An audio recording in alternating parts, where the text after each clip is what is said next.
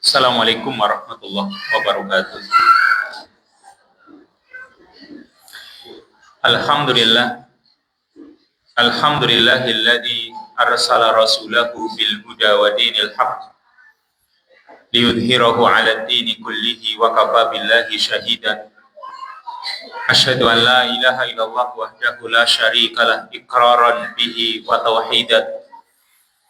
Wa asyhadu anna Muhammadan abduhu wa rasuluhu wa sallama tasliman mazida. Allahumma anfa'na bima 'allamtana wa 'allimna ma yanfa'una wa zidna ilman. Allahumma inna nas'aluka ilman nafi'an wa rizqan thayyiban wa amalan mutaqabbalan. Ikhwani wa akhwati fiddin rahimani wa rahmatullah. Bapak-bapak, ibu-ibu, hadirin sekalian, ikhwan dan akhwat, saudara-saudaraku yang dimuliakan oleh Allah. Alhamdulillah, pada kesempatan yang baik ini kita bisa bermajlis kembali di salah satu rumah dari rumah-rumah Allah ini. Semoga majlis yang singkat ini senantiasa Allah berikan untuk kita al-ilmu nafi' wal amalus shalih. Allah jadikan untuk kita ilmu yang bermanfaat dan amal yang saleh. Pada kesempatan yang baik ini, insya Allah kita kaji sebuah kutaib, sebuah kitab kecil yang berjudul Ar-Ridho Bawabatus Sa'adah wa Tuma'ninah.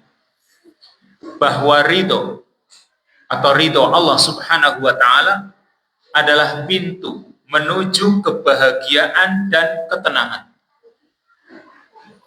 Jadi ridhonya Allah itu jalan bagi kita yang akan mengantarkan kepada kebahagiaan dan ketenangan hidup, ketenangan batin. Ridho Allah itu apa? Sekarang ridho dulu. Yang namanya ridho itu adalah lawan dari kata as-sakhat. As-sakhat itu artinya murka, benci. Berarti yang namanya ridho itu menerima sesuatu dengan senang dan dengan tenang. Itu namanya ridho, menerima. Nah, sedangkan ridho Allah Subhanahu wa Ta'ala terhadap hambanya, berarti Allah Subhanahu wa Ta'ala dengan menampakkan atau memberikan rahmatnya. Dan Allah juga menerima dari hamba-hambanya. Tidak ada kemurkaannya Allah kepada hambanya. Itu namanya Allah ridho kepada hambanya. Jadi kalau Allah berikan rahmatnya kepada kita, Allah terima amalan-amalan kita, dan tidak ada kemurkaan Allah kepada kita, itu berarti Allah meridhoi kita. Kayak misalnya orang tua ridho kepada anaknya, coba kenapa? Orang tua ridho kepada anaknya. Berarti kan menerima keadaan anak, kemudian juga senang dengan keadaan anaknya yang seperti itu. Mungkin karena anaknya anak yang soleh. Dan orang tua tidak pernah marah, itu namanya orang tua yang ridho kepada anaknya. Nah, sekarang ridhonya Allah. Ridhonya Allah kepada hambanya itu lebih besar daripada surga dan seisinya. Ya, ridhonya Allah kepada hambanya atau ridho Allah terhadap hambanya itu lebih besar daripada nikmat surga dan seisinya. Kenapa? Kan yang namanya surga itu kenikmatan yang besar. Dan segala yang ada di dalamnya itu sebuah nikmat yang tidak bisa tertandingi. Tapi ada yang lebih besar dari itu, yaitu ridhonya Allah. Pertama, karena yang namanya ridho, itu sifatnya Allah. Allah ridho, itu kan berarti sifatnya Allah. Dan sifatnya Allah sama seperti zatnya Allah. Sedangkan surga itu makhluknya Allah. Makanya ridho dibanding surga, ridhonya Allah itu lebih besar. Dan ini sesuai dengan firman Allah Subhanahu wa Ta'ala dalam surat At-Taubah ayat yang ke-72. Wa ridwanum minallahi akbar. Dan keriduan dari Allah itu paling besar.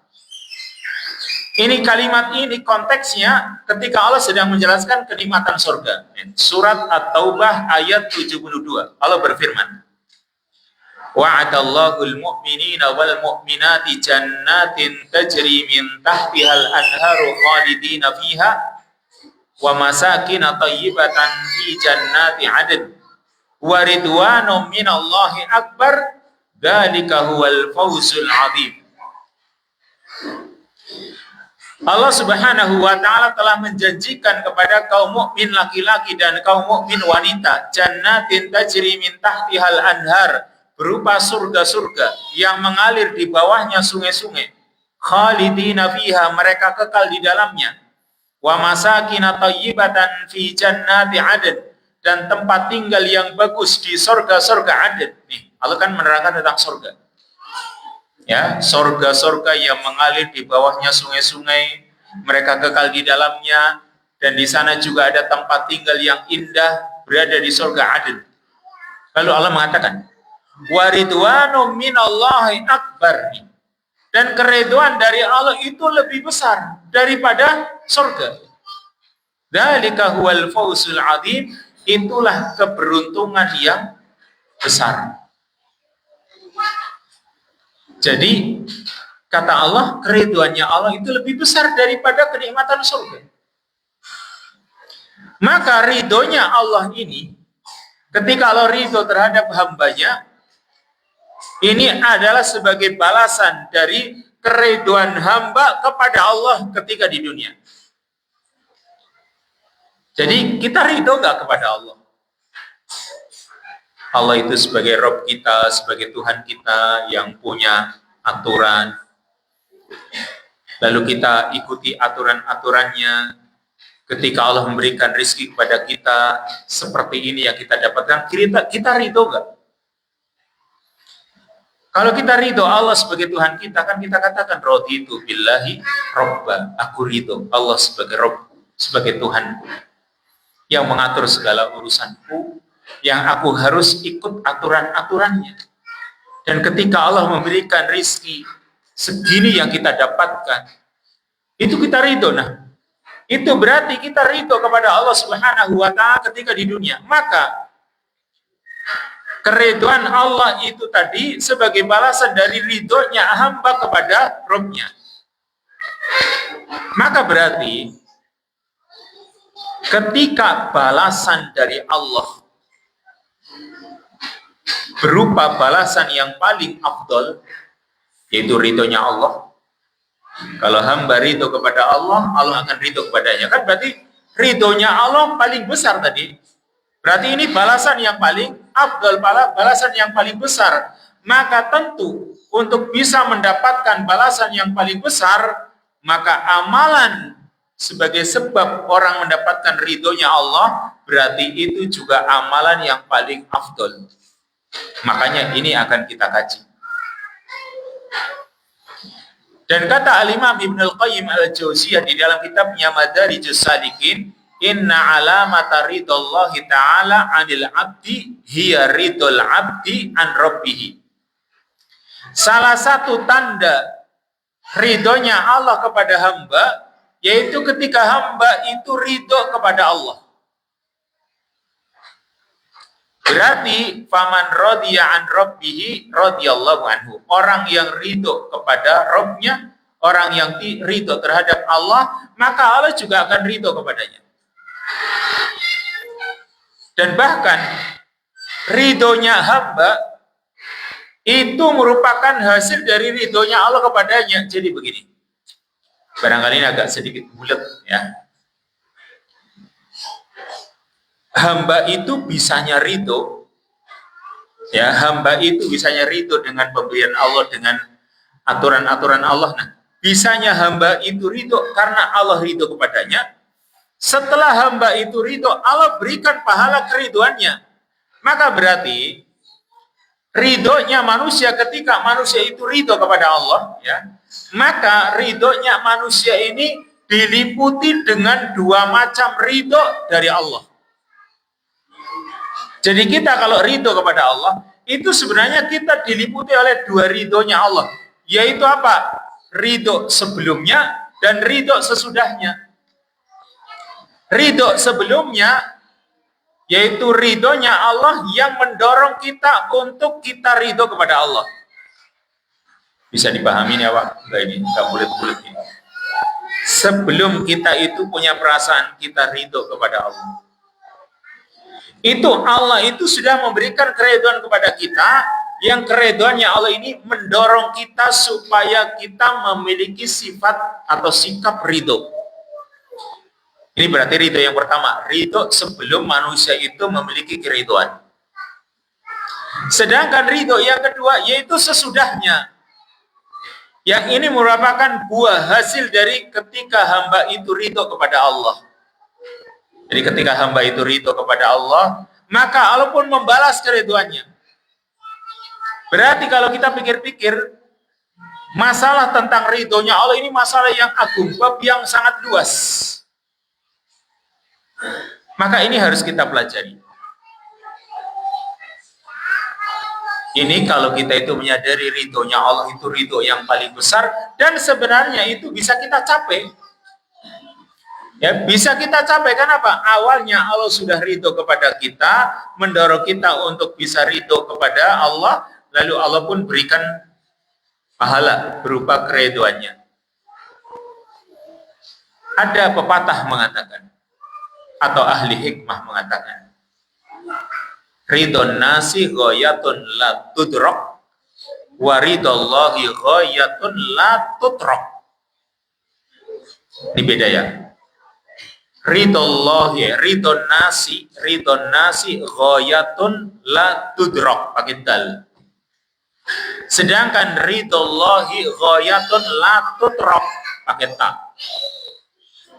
Apa artinya? Ridhon nasi ghayatun la tudrak. Ridhonya manusia, kalau kita itu ingin mencari ridhonya orang, biar orang ridho kepada kita, ini adalah sebuah cita-cita, sebuah keinginan yang tidak mungkin dicapai. Mungkin sekarang manusia ridho kepada kita, tapi mungkin suatu saat dia nggak akan ridho. Dan tidak semua manusia ridho kepada kita. Antum pernah dengar kisahnya seorang yang banyak yang menyandarkan kisah ini disandarkan kepada Luqman Al-Hakim. Meskipun sebenarnya ini tidak disandarkan kepada Luqman Al-Hakim, yaitu kisah tentang dua orang, ayah dan anaknya yang mengendarai keledai. Antum pernah dengar kayaknya. Jadi kan ceritanya, saya ulang biar dipahami. Ada seorang ayah bersama anaknya dengan membawa keledainya. Pertama, ayahnya yang naik keledai, anaknya yang nuntun keledainya. Jalanlah mereka. Ketika jalan ada orang ngomong, ini ayah yang tidak sayang sama anaknya. Oh, anaknya suruh nuntun, bapaknya suruh di atas. Ini enggak sayang, ini seorang ayah yang tidak sayang sama anaknya. Akhirnya ayahnya bilang, "Nak, kamu dengarkan omongan orang itu. Katanya aku bukan termasuk ayah yang penyayang. Kalau begitu gimana? Coba dibalik. Anaknya yang naik ke atas, bapaknya yang nuntun keledai. Lewat jalan lagi. Dibilang apa? Ini seorang anak yang durhaka sama anaknya. Masa anaknya yang naik di atas, ayahnya suruh nuntun. Akhirnya, Dona, ada omongan orang lagi. Ya, katanya kamu durhaka. Terus gimana? Kita naik bersama-sama saja ke atas. Ya. Kita berdua naik ke atas. Akhirnya ayah dan anaknya naik keledai di atas. Jalan. Ternyata orang ngomong lagi, ini ayah dan anaknya dua orang yang tidak sayang sama keledai, masa dinaiki dua orang? Masa keledai itu kecil kok dinaiki sama dua orang? Ini nggak sayang sama hewan. Akhirnya gimana nih? Kedua-duanya turun, jalan kaki, dituntun. Ngomong orang apa? Ini orang nggak memanfaatkan kesempatan. Masa ada keledai cuma dituntun nggak dinaiki? Coba terus. Mau apa coba ini? Kalau sudah satu ayahnya diomong ayahnya seorang yang tidak sayang, anaknya diomong anaknya itu durhaka, kedua-duanya dikatakan tidak sayang sama hewan, kedua-duanya tidak naik dikatakan nggak pandai memanfaatkan yang ada. Terus gimana coba? Mau apa coba? Mau gimana lagi? Ya semuanya pasti nggak akan, ridhonya manusia itu nggak akan bisa dikejar. Seandainya si A ridho, mungkin si B enggak, si C apalagi, begitu. Ini yang dinamakan ridho nasi ghayatun la tudrok. Ridhonya orang itu nggak akan bisa dicapai. Lembok jenengan kemari, ya, sholat di sini. Mungkin ada juga putra jenengan, anak jenengan, istri yang mungkin nggak ridho. Itu kalau ngikuti orang nggak akan bisa didapatkan. Tapi waridallahi ghayatun la tudrak. Sedangkan ridho Allah itu adalah sebuah cita-cita, sebuah tujuan yang tidak boleh ditinggalkan. Karena itu akan mudah didapatkan begitu. Maka jangan ditinggalkan. Kita harus kejar ridhonya Allah. Kalau ridhonya manusia nggak akan mungkin dapat.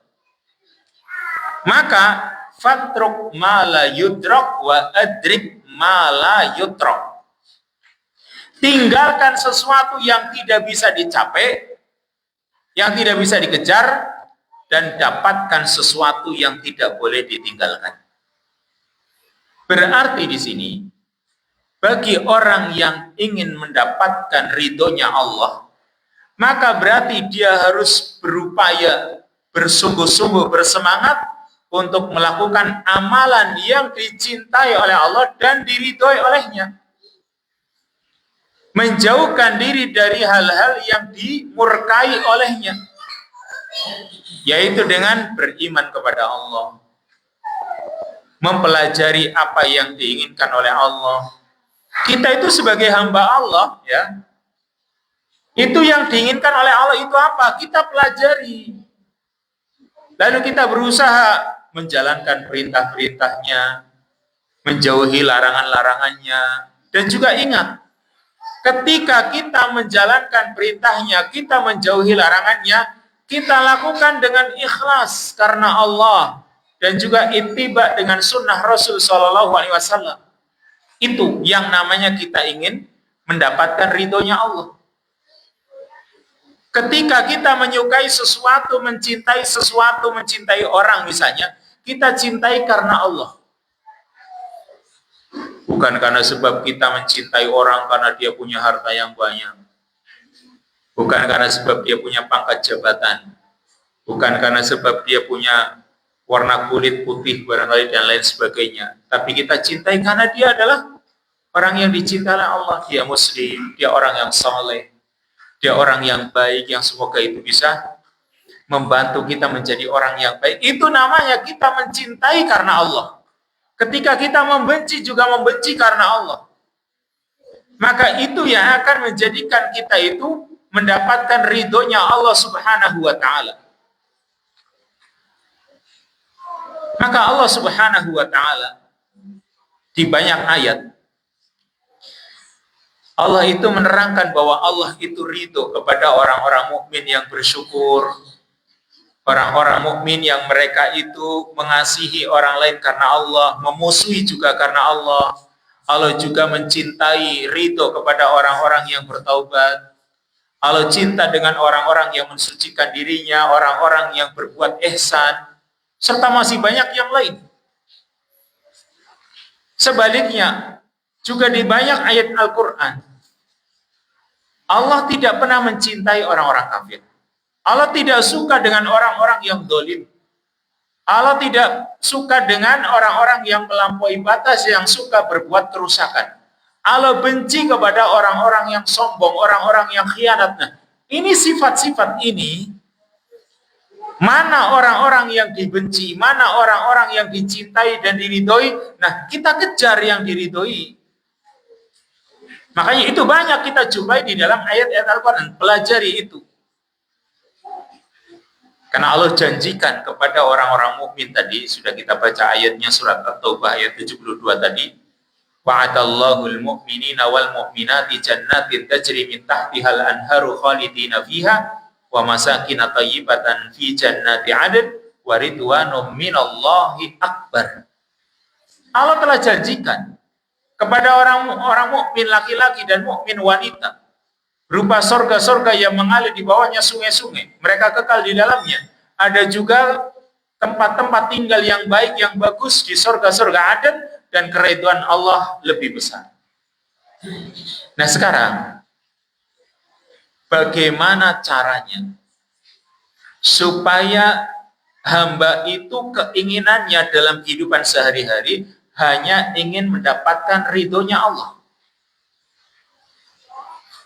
Ya, perkara yang paling besar yang menjadi tujuan hamba haruslah ridhonya Allah. Karena kalau Allah ridho, itu sudah beres semuanya.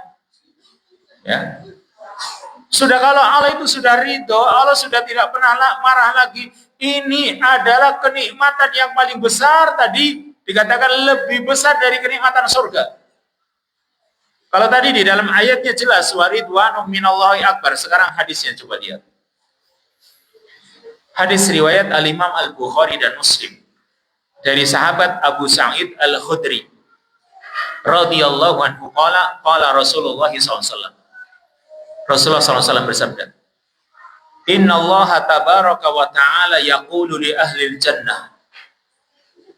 Sesungguhnya Allah tabaraka wa ta'ala berfirman kepada penghuni surga ketika orang-orang sudah di surga. Maka Allah bertanya kepada mereka, ya ahli jannah, wahai penghuni surga. Fayaqulun labbaika rabbana wa sa'daik. Maka mereka penghuni surga mengatakan labbaika rabbana, wahai Rabb kami, wahai Tuhan kami penuhi panggilanmu dengan penuh kebahagiaan. Tidak ada tekanan sama sekali. Ini bagi penduduk surga. Ketika dipanggil ya ahlal jannah labbaika rabbana wa sa'daik.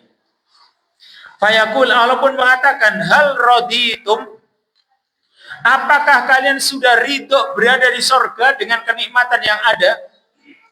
Fayaqulun, mereka mengatakan wa malana la nardo wa qad a'taitana malam tu'ti ahadan min khalqik. Kata mereka penduduk surga, ya bagaimana kita tidak ridho? Karena engkau telah memberikan kepada kami sesuatu yang tidak pernah diberikan kepada seorang pun dari makhlukmu.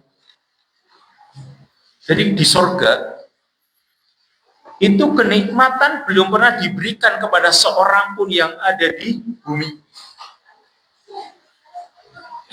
Belum pernah, bahkan gini, kalau kita baca hadis-hadis yang menjelaskan kenikmatan surga, orang yang terakhir berada di masuk surganya terakhir, yang berarti dia berada di surga paling bawah, paling terakhir lagi. Itu saja kenikmatannya 50 kali raja di dunia.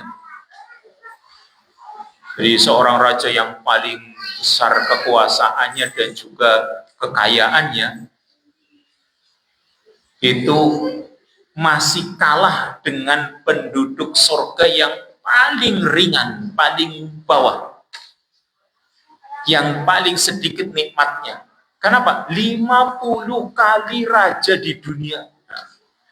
Apalagi yang lebih dari itu, kan gitu. Makanya ketika Allah mengatakan, ya, hal raditum, apakah kalian telah ridho? Kata mereka, wa malana la nardo wa qad a'taitana malam tu'ti ahadan min khalqik. Bagaimana kami tidak ridho? Karena engkau telah memberikan kepada kami sesuatu yang tidak pernah engkau berikan kepada seorang pun dari makhlukmu. Fayaqul, lalu Allah mengatakan, ana u'tikum afdala min dzalik. Akan aku berikan kepada kalian yang lebih utama, yang lebih baik dari semua itu. Nih, kata Allah, aku akan berikan kepada kalian yang lebih baik dari yang kalian dapatkan. Qalu, kata mereka, ya Rabbi, Wa ayyu syai'in afdalu min dzalik, wahai Rabbku, wahai Tuhanku. Masih adakah yang lebih baik dari yang kami dapatkan ini? Karena mereka merasa, Pak, itu sudah kenikmatan yang besar, apalagi surga yang atas. Ya. Ini mereka merasa ini kenikmatan yang tidak ada bandingannya di dunia. Tapi kata Allah, aku berikan yang lebih afdal lagi, yang lebih baik lagi. Apa itu? Fayaqul. Allah mengatakan, uhillu alaikum ridwani fala askhatu alaikum ba'dahu abadan. Kata Allah, aku berikan kepada kalian keridhoanku. Nih. Uhillu alaikum ridwani, aku berikan kepada kalian keridhoanku. Aku ridho kepada kalian, fala askhatu alaikum ba'dahu abadan, dan aku tidak akan pernah murka kepada kalian selamanya. Ini kalau Allah itu sudah ridho, tidak pernah murka, tambah nikmat lagi sudah. Itu kenikmatan yang paling besar sudah. Kenapa? Ibaratnya udah bebas gitu, sama sekali nggak ada tekanan, nggak ada apa, nggak ada gangguan apapun istilahnya. Kalau Allah sudah ridho, kan bebas kan istilahnya gitu. Sudah nikmat ditambah bebas lagi gitu. Karena Allah nggak akan pernah murka lagi.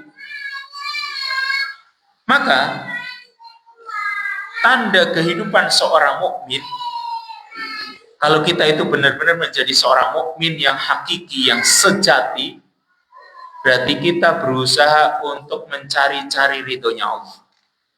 Kita berusaha untuk merasakan yang ada di sekitar kita keridhaan Allah saja. Meskipun orang lain marah, meskipun orang lain gak suka, tapi kalau kita mukmin, kita berusaha cari ridhonya Allah. Berbeda dengan orang munafik. Kalau munafik itu justru semangatnya mencari ridhonya orang. Ya, dia berusaha mencari yang penting orang ridho. Meskipun Allah murka. Tapi seorang mukmin cari ridhonya Allah. Meskipun manusia murka. Itu, kita milih yang mana nih? Kalau kita mukmin, berarti kita berusaha mencari ridhonya Allah. Meskipun orang tidak suka, meskipun orang benci. Tapi kalau munafik, yang penting orang dapatkan ridhonya manusia. Meskipun Allah itu benci, maka ini sangat terbalik. Allah mengatakan tentang orang munafik dalam surat At-Taubah ayat yang ke-62. Yahlifuna billahi lakum liyurdukum wallahu wa rasuluhu ahaqqu an yurduh in kanu mu'minin. Yahlifuna billahi lakum. Mereka orang-orang munafik itu bersumpah-sumpah atas nama Allah. Lakum, kepada kalian, tujuannya liyurdukum, untuk mencari ridhonya kalian, wahai kaum mukminin, wahai para sahabat Nabi. Itu orang-orang munafik, mereka sumpah-sumpah di hadapan kalian. Supaya apa? Supaya kalian ridho kepada mereka. Padahal wallahu wa rasuluhu ahaqqu an yurdu. Padahal Allah dan Rasulnya lebih berhak untuk mereka cari ridhonya. In kanu mu'minin, jika mereka adalah orang-orang yang beriman. Tapi karena mereka bukan orang mukmin, sehingga yang mereka cari ridhonya manusia. Tidak peduli Allah ridho atau tidak, mereka yang penting cari ridhonya orang. Nah, ini keblinger namanya, ini munafik namanya. Nah, sekarang yang terpenting tadi, apa yang membantu seorang hamba agar dalam kehidupan sehari-hari itu berusaha mencari ridhonya Allah saja, tidak yang lain. Ini penting nih, ya, untuk kita ketahui. Sesuatu yang mendorong kita supaya kita itu dalam kehidupan sehari-hari maunya mencari ridho Allah, bukan ridhonya orang. Apa itu? Ada 4 poin penting di sini. Poin yang pertama, yaitu an ya'rifal abdu rabbahu fayuqinu annal amra kullahu biyadihi. Pertama, agar seorang hamba itu mengakui, menyadari tentang Rabb-nya. Ya, agar orang itu mengetahui tentang Robnya, dia yakin bahwa semua urusan yang ada di dunia ini semuanya di bawah kekuasaannya. Semuanya diatur olehnya. Semuanya berada di tangannya. Berarti hanya Allah semata, hanya Allah saja yang mengatur segala urusan yang ada di dunia ini. Ini harus kita yakini. Supaya nanti kita itu dalam kehidupan sehari-hari mencari ridhonya, ridho Allah. Jadi kita harus mengakui bahwa semua urusan di tangan Allah. Allah yang mengangkat seseorang dan meninggikan mengangkat dan merendahkan seseorang. Orang itu bisa mulia, orang itu bisa hina, siapa yang melakukannya hanya Allah. Kita akan mulia ya karena Allah yang memuliakannya. Kita akan hina kalau Allah menghinakan. Berarti tidak ada yang bisa memuliakan seseorang kalau Allah akan menghinakannya. Sebaliknya, kalau Allah Subhanahu wa taala akan memuliakannya, tidak ada seorang pun yang bisa menghinakannya. Kan kita itu sering mendengar kalimat man yahdihillah fala mudhillalah wa man yudlil fala hadiyalah. Barang siapa yang Allah berikan hidayah, enggak ada yang bisa menyesatkan. Barang siapa yang Allah sesatkan, enggak ada yang bisa memberikan hidayah. Meskipun semua manusia berusaha mengajak dia supaya mengikuti hidayah Allah, enggak ada yang bisa. Nabi saja, Nabi ini, beliau adalah manusia terbaik di dunia ini. Beliau ingin pamannya itu masuk Islam, pamannya sendiri. Dan Nabi itu menemui pamannya, itu berkali-kali terus disampaikan. Pamannya juga sering membantu Nabi SAW, yaitu Abu Thalib ini. Pamannya itu bahkan tahu sebenarnya kalau ajaran Nabi itu adalah ajaran yang benar. Tetapi ujung-ujungnya memang hidayah di tangan Allah. Lambang orang berusaha untuk memberikan petunjuk kepadanya. Nabi SAW terus berusaha, tapi ujung-ujungnya dia mati dalam keadaan kafir. Maka Allah mengatakan, innaka la tahdi man ahbabta, walakinnallaha yahdi man yasha. Sesungguhnya kamu, wahai Muhammad, tidak bisa memberikan hidayah kepada orang yang kamu cintai sekalipun. Tapi Allah lah yang berikan hidayah kepada orang yang Dia kehendaki. Berarti di sini kita itu harus meyakini la mani alima aqtaita wa la mu'tiya lima mana'ta. Tidak ada yang bisa menghalangi apa yang Engkau beri ya Allah. Kalau Allah memberikannya, enggak ada yang bisa menghalangi. Sebaliknya, kalau Allah itu menghalanginya, tidak ada yang bisa memberikannya. Berarti semua manusia tidak memiliki untuk dirinya sendiri naf'an wala dharran, tidak bisa mendatangkan manfaat dan mudarat untuk dirinya sendiri kecuali dengan izin Allah Subhanahu wa taala. Nah, maka kalau sekarang seorang hamba itu yakin segala urusan ada di tangan Allah Subhanahu wa taala. Kalau orang menyadari hal ini, maka hatinya hanya bergantung kepada Allah. Dia akan mengimani, mengakui manusia itu nggak bisa memberikan manfaat kecuali dengan izin Allah. Manusia tidak akan menimpakan mudarat kepada dirinya kecuali dengan izin Allah. Dan Nabi SAW menekankan akidah ini kepada hamba, kepada umatnya.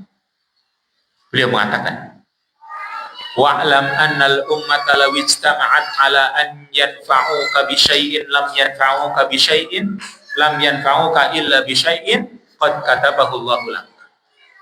Ketahuilah bahwa seandainya umat ini semua manusia berkumpul untuk memberikan manfaat kepadamu dengan sesuatu, mereka tidak akan bisa memberikan manfaat kepadamu kecuali dengan sesuatu yang sudah Allah tuliskan untukmu. Namun semua manusia ingin misalnya ini mengangkat seseorang menjadi orang yang mulia, menjadi pemimpin. Kalau Allah Subhanahu wa taala tidak menginginkannya, ya dia tidak akan bisa menjadi pemimpin. Ketika Rasulullah SAW itu sebelum beliau hijrah ke Madinah, itu sebenarnya suku Aus dan Khazraj itu mereka mau mengangkat seorang pemimpin untuk mereka, yaitu Abdullah bin Ubay bin Salul, Rasul munafikin, pimpinannya orang munafikin. Mereka itu mau mengangkat dia, tapi karena memang Allah Subhanahu wa taala menghendaki bahwa Nabi Muhammad SAW yang akan memimpin mereka, maka ini nggak akan jadi. Ambil contoh yang lain. Nabi Musa alaihissalam, meskipun Fir'aun dan bala tentaranya mereka berusaha mencari anak kecil, kalau laki-laki lahir di tahun itu bunuh.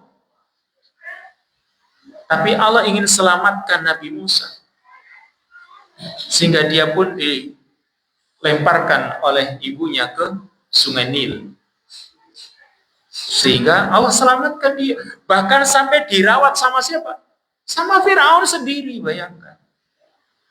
Itu karena Allah Subhanahu wa taala ingin memuliakan Nabi Musa. Sekalipun dia hidup di tahun di mana semua Bani Israel bunuh. Ya. Yastahyu yaqtuluna. Mereka membunuh anak laki-laki dan membiarkan hidup anak-anak perempuan. Yuqattiluna abna'ahum wa yastahyuna nisa'ahum. Anak-anak laki-laki dibunuh, anak-anak perempuan dibiarkan hidup. Tapi Allah ingin Nabi Musa hidup. Ya sudah, dia pun hidup. Makanya walau istama'u ala an yadurruka bi syai'in lam yadurruka illa bi syai'in qad katabahu Allahu 'alaik. Seandainya mereka berkumpul untuk menimbulkan mudarat kepadamu, menimpakan mudarat kepadamu dengan sesuatu apapun, maka mereka tidak akan bisa menimbulkan mudarat kepadamu kecuali dengan sesuatu yang Allah telah tuliskan atas dirimu. Maka kalau ini yakin bahwa segala urusan di tangan Allah, maka kita kalau cari ridhonya siapa? Ya ridhonya Allah. Oh, semua diatur sama Allah. Masa kita mencari ridhonya orang? Ini satu. Yang kedua, an yukinal abdu anna mahabbatan nasi lahu wa ridhahum anhu bi idni rabbih wa maulah. Yang kedua, seorang hamba harus yakin bahwa kecintaan manusia kepada dirinya dan ridhonya mereka kepada dirinya itu dengan izin Allah. Ini udah yang kedua ini. Seorang hamba harus yakin bahwa kecintaan manusia kepada dirinya, manusia mencintai dirinya, manusia ridho kepada dirinya, itu semua terjadi karena izin Allah. Karena dialah Allah, ya, yang mengatur tadi. Maka berarti jika seorang hamba ini mencari ridhonya Allah, maka Allah akan jadikan manusia dalam hatinya mencintai orang tersebut. Saya ulangi ini. Jadi kalau kita itu tadi yakin orang itu mencintai kita, orang itu ridho kepada kita karena izin Allah. Nah, berarti kita juga harus mencari ridhonya Allah. Supaya apa? Supaya Allah itu berikan dalam hati manusia yang lain itu kecintaan kepada diri kita. Karena Allah Subhanahu wa taala yang mengatur membolak-balikan hati manusia. Di dalam hadis Al-Barra bin Azib, dia menuturkan, qama rajulun faqala. Ada seseorang yang berdiri, dia bertanya kepada Nabi, "Ya Rasulullah, inna hamdi zainun wa inna dammi syainun." Wahai Rasulullah, kata dia, Sesungguhnya pujianku kepada seseorang itu zainun, memperindah dirinya. Ya. Ulangi, pertanyaannya seorang ini kepada Rasul. Wahai Rasul, pujianku kepada seorang ketika aku memuji seseorang itu memperindah dirinya. Wa inna dhammi syainun, dan ketika aku mencela seseorang, orang itu, maka syainun akan memperjeleknya. Kok bisa? Apa kata Nabi? Faqala Nabi SAW, Dzakallah. Itulah Allah. Maksudnya Allah yang memuji dan Allah yang mencela pada hakikatnya. Jadi ketika kamu mencela orang tersebut, dia jadi jelek. Ketika kamu memuji, dia jadi baik. Ya, maka hakikatnya yang mencela dan memuji itu adalah Allah, bukan manusia, tapi Allah gitu. Jangan merasa karena saya puji dia jadi baik, karena saya cela dia jadi jelek. Yang memuji, yang mencela itu sebenarnya Allah. Sehingga dia baik, dia jelek itu karena Allah Subhanahu wa ta'ala. Jadi harusnya hanya Allah yang kita puji gitu dengan amalan-amalannya. Jadi kalau Allah Subhanahu wa ta'ala sudah mencintai hamba, maka nanti Allah akan jadikan semua makhluk, bukan cuma manusia saja, akan mencintainya. Mana dalilnya ini? Hadis riwayat Bukhari dan Muslim dari sahabat Abu Hurairah. Rasulullah SAW bersabda, Innallaha idza ahabba 'abdan da'a Jibril. Sesungguhnya Allah ketika mencintai seorang hamba, Allah memanggil Jibril. Ya.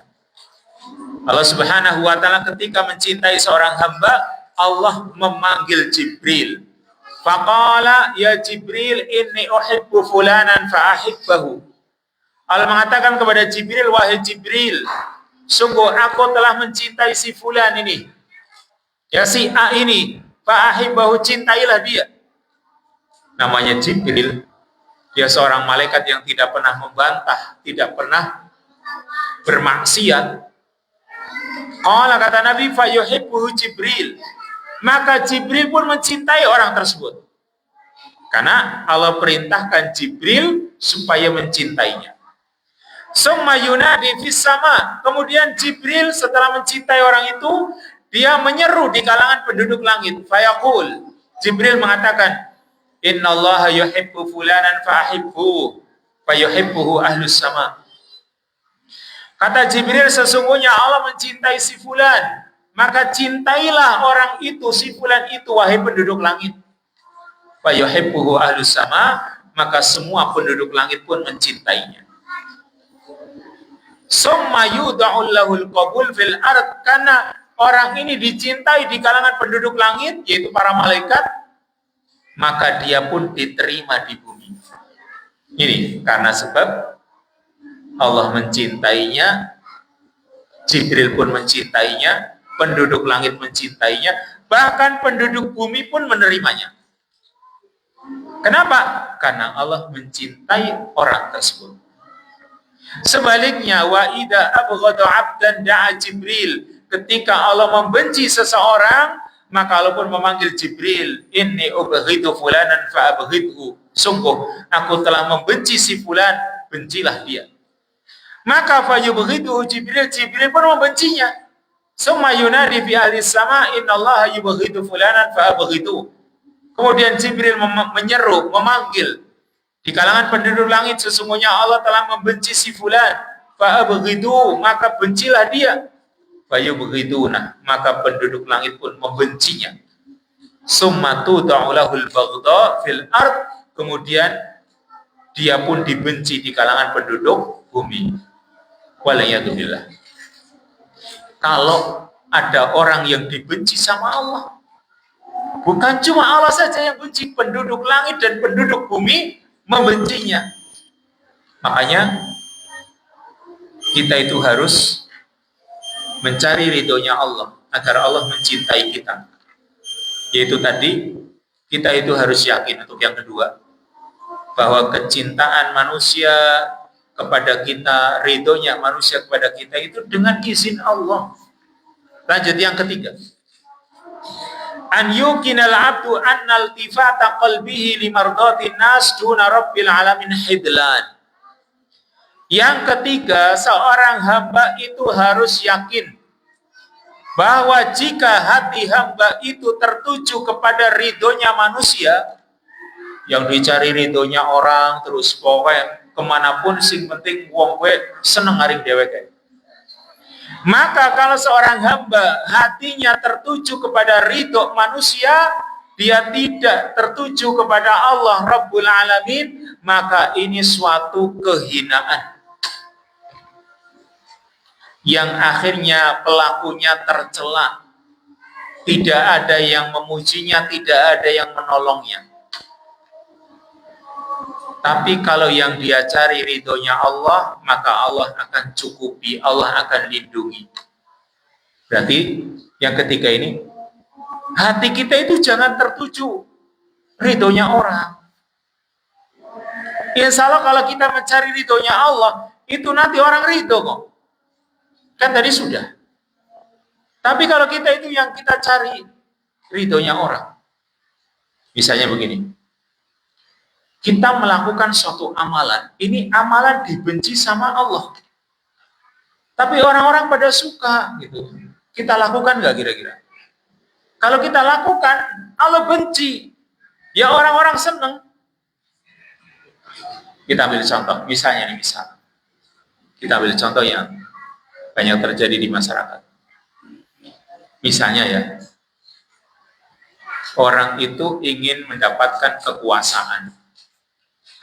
Tapi caranya biar orang pada senang, mereka kasih duit biar memilih dirinya. Kan orang senang kok. Ya, mereka dikasih duit ya senang kan gitu. Nah, biar mereka suka pada dirinya, nanti kan makan memilih dirinya. Maka ini nanti masuk pada riswah. Ini perkara yang tidak disukai sama Allah Subhanahu wa taala. Tapi biar orang pada suka, ujung-ujungnya nanti apa? Allah benci sama dirinya. Karena dia telah melakukan sesuatu yang dibenci sama Allah. Gitu. Dia gak peduli, yang penting orang itu suka gitu pada dia. Maka dia lakukan, meskipun itu tadi dibenci sama Allah. Maka apalagi kalau orang sampai melakukan kesyirikan. Kalau orang melakukan kesyirikan, dia merasa yang penting orang-orang pada senang lah. Justru sebaliknya, kata Allah dalam surat Al-Isra ayat yang ke-22, la taj'al ma'allahi ilahan akhar fataq'uda madmuman makhdula. Janganlah kamu menjadikan sesembahan bersama Allah, ya. Janganlah kamu menjadikan bersama Allah ada sesembahan yang lain. Di samping Allah juga dijadikan sembahan, ada sesembahan yang lain. Maka fataq'uda madmuman makhdula, kamu akan terjatuh dalam keadaan tercela dan dihinakan. Ya mungkin merasa ini perkara yang disukai sama orang. Tapi justru itu akan menyebabkan dia tercela dan dihinakan. Di hadis yang lain, Nabi SAW mengatakan, man ardallaha bisakhatin nas kafahullah, wa man askhatallaha biridon nas wakalahullahu ilan nas. Barang siapa yang mencari ridhonya Allah dengan tidak peduli manusia marah, manusia benci, yang penting dia cari ridhonya Allah, kafahullah. Allah akan cukupi dia. Allah akan lindungi dia. Tapi kalau sebaliknya, waman asqatallah, barang siapa yang melakukan sesuatu yang dimurkai oleh Allah, ya dia membuat murkanya Allah biridon nas, dengan melakukan sesuatu yang disukai oleh manusia. Wakalahullahu ilan nas, Allah serahkan orang itu kepada manusia. Allah biarkan dia, tidak akan peduli sama dia. Kalau sudah seperti ini kan tercela manusia ini. Maka satu contoh di sini. Mu'alif membawakan satu contoh, yaitu seorang sahabat yang bernama Ka'ab bin Malik. Ya, Ka'ab bin Malik. Dan sebenarnya ada 3 orang lagi. Ya, 3 orang yang tidak ikut perang dalam perang Tabuk. 3 orang yang tidak ikut perang ketika perang Tabuk. Ka'ab bin Malik, ya, Hilal bin Umayyah, dan Mararah bin Ar-Rabi. Ini 3 orang ini. Tapi yang paling yang menceritakannya sahabat Ka'ab bin Malik. Yaitu ketika Rasul sudah pulang dari peperangan. Ini Ka'ab bin Malik, salah satu dari 3 orang ini. Ini 3 orang yang mereka jujur. Mereka berterus terang bahwa mereka tidak punya alasan.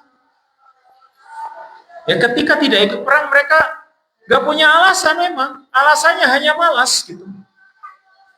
Sedangkan yang lain orang-orang munafik yang banyak jumlahnya, mereka berbagai macam alasan dikemukakan di hadapan Rasul. Ya, mereka beralasan dengan ini itu. Ya, namanya Rasul manusia. Rasul menghukumi secara zahir. Wahai Rasul, saya sakit, udahlah sana. Wahai Rasul, ya, saya kebetulan misalnya ngurusi unta dan kambing saya yang sudah lagi pada lahir, ya sudah sana. Wahai Rasul, saya ngurusi kurma yang mau panen, ya sudah sana. Ini orang-orang munafik dengan berbagai macam alasan, mereka beralasan. Sedangkan 3 orang ini, yaitu salah satunya Ka'ab bin Malik, maka dia nyatakan memang saya nggak punya alasan, dia jujur kan gitu. Ya jujur, kenapa? Di sini dia mencari ridhonya Allah. Kalau ridhonya manusia, Nabi kan bisa saja Nabi itu ridho gitu, karena dia beralasan. Tapi dia tidak ingin berbohong. Karena jujur itu sesuatu yang diridhoi sama Allah. Makanya memang benar-benar yang namanya jujur itu mujur, bukan ajur. Tapi kadang orang itu jujur yang ajur gitu. Orang dipati sih. Ya coba sekarang, jangan ada gampang. Kalau jujur itu dapatnya sedikit banget, bahkan mungkin nggak punya untung. Dia jualan apapun cobalah. Kalau jujur itu, keuntungannya dikit. Tapi kalau nggak jujur banyak. Ya sekarang milih yang mana? Maka ini Ka'ab bin Malik, dia betul-betul mengatakan, maka nali min udrin, saya nggak punya alasan. Maka apa kata Rasul? Beliau mengatakan, amma hadza faqad shadaq. Ini orang memang benar, ini orang jujur. Tetapi fakum hatta yaqdi Allahu fi. Bangkitlah kamu, nanti Allah akan berikan keputusan untukmu. Walaupun akhirnya pahit ya, awalnya pahit. Setelah jujur itu oleh Rasul SAW itu ya, dan para sahabat itu diboikot. Diboikot itu ya tidak diajak bicara, tidak ditegur, tidak disapa, salam pun tidak dijawab salamnya sampai 50 hari. Lama banget ini. Tetapi hasil dari itu apa? Kenikmatan yang luar biasa. Setelah mereka diterima taubatnya, luar biasa. Maka sekarang ya, kita itu kembali kepada permasalahan tadi. Kalau kita itu mengikuti apa yang disukai sama orang lain, yang penting orang lain ridho, maka Allah tidak akan ridho kepada kita. Kalau kita itu hanya mencari ridhonya orang. Lanjut yang terakhir, yang keempat. Yang keempat, anta'lam annahu laisa ila mardatin nasi min sabil. Ini cuma melengkapi keterangan sebelumnya. Yang keempat, bahwa kita harus menyadari tidak ada jalan untuk mencari ridhonya orang. Ya, kalau nuruti keinginan orang nggak akan pernah tercapai. Tadi sudah diterangkan kaidahnya. Maka kalau mereka itu tidak ridho kepada Allah Subhanahu wa Ta'ala, sementara kita ingin mencari ridhonya Allah, pasti mereka tidak akan ridho kepada kita. Ulang ini. Mereka manusia yang memang tidak ridho kepada Allah. Mungkin kan ada orang-orang yang tidak ridho kepada Allah. Lalu kita ingin mencari ridhonya Allah dengan menginginkan mereka, ya tidak mungkin. Pasti mereka itu tidak akan ridho kepada kita kalau kita itu mencari ridhonya Allah. karena mereka sendiri tidak ridho kepada Allah begitu. Maka ini yang harusnya menjadi kaidah bagi kita dalam kehidupan sehari-hari, supaya Allah Subhanahu wa taala itu senantiasa membimbing kita. Meskipun dalam hidup ini ya, ketika mencari ridhonya Allah kadang berat, pahit, banyak dibenci awalnya, tapi insya Allah yang akan didapatkan itu adalah jalan menuju kepada kebahagiaan dan ketenangan. Lalu tentang fadlul ridho, tentang keutamaan ridhonya Allah atau ridho kita kepada Allah, serta berbagai macam usaha supaya kita itu bisa mendapatkan ridhonya Allah. Itu tadi baru kaidah dasar ya, belum bentuknya amalan gitu. Kira-kira amalan-amalan apakah yang menjadikan Allah itu ridho kepada kita sebagai hamba, baik di dunia maupun di akhirat? Itu insya Allah akan kita pelajari pada kesempatan berikutnya, insya Allah ya. Kalau ada kesempatan berikutnya, biidznillah ta'ala. Wassallallahu ala nabiyina Muhammad wa ala alihi wa sahbihi ajma'in. Subhanakallahumma wa bihamdika asyhadu an la ilaha illa anta astaghfiruka wa atubu ilaik. Assalamualaikum warahmatullahi wabarakatuh.